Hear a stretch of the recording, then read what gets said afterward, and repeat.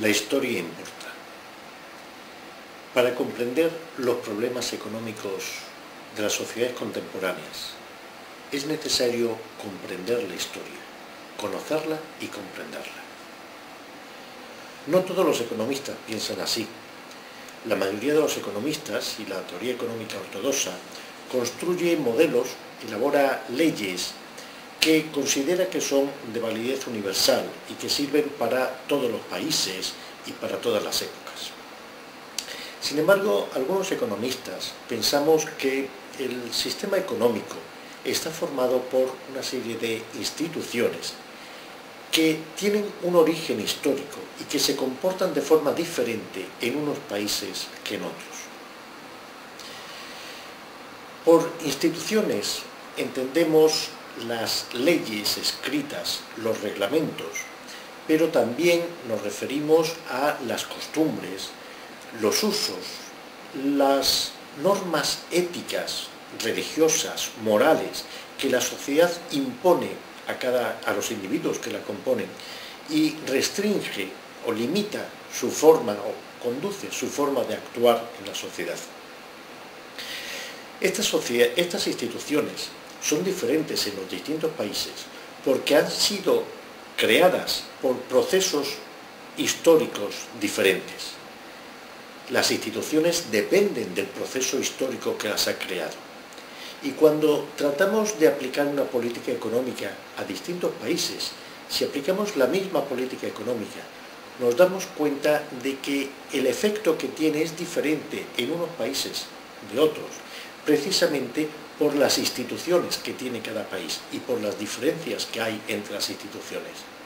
Por tanto, si estudiamos la historia y si comprendemos cómo han sido creadas estas instituciones, podremos entender mejor cómo funcionan los sistemas económicos actuales y podremos ver cómo podemos actuar sobre ellos y cómo podemos mejorar el desempeño económico de las sociedades actuales.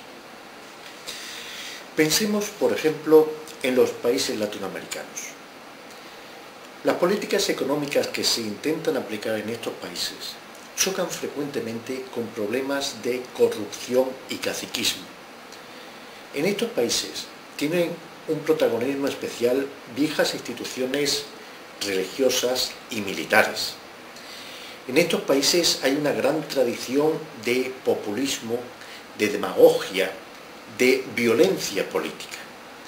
Todo eso, para comprender estas instituciones y por qué estos países funcionan así, tenemos que estudiar cómo ha sido la historia de estos países en esos 200 años de independencia que han tenido.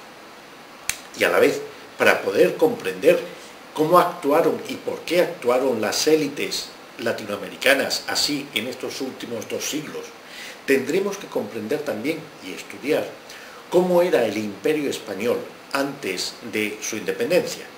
Ese imperio burocratizado, militarizado y tan fanático religiosamente. A la vez, para entender el imperio español, tendremos que ver cómo fue el proceso de conquista de América. Esos conquistadores semianalfabetos que viajaban por esos territorios acompañados de frailes. Y para entender a estos personajes y las instituciones que crearon en América, hay que comprender también cómo en España, en los siglos anteriores, había habido una lucha de cristianos contra moros, una reconquista, en la que los grupos religiosos y los militares habían tenido un papel muy determinante. Y se crearon allí unas instituciones, una forma de trabajar, unas leyes, unas normas, unos usos y costumbres que fueron posteriormente trasladados a Latinoamérica. La economía actual depende, por tanto, del sendero que han recorrido nuestras sociedades. Pero la historia tiene aún más enseñanzas que ofrecernos. Ya no se trata solo de estudiar y analizar la cadena de causas y consecuencias que ha conducido a la creación de nuestras instituciones, de las instituciones que actualmente existen.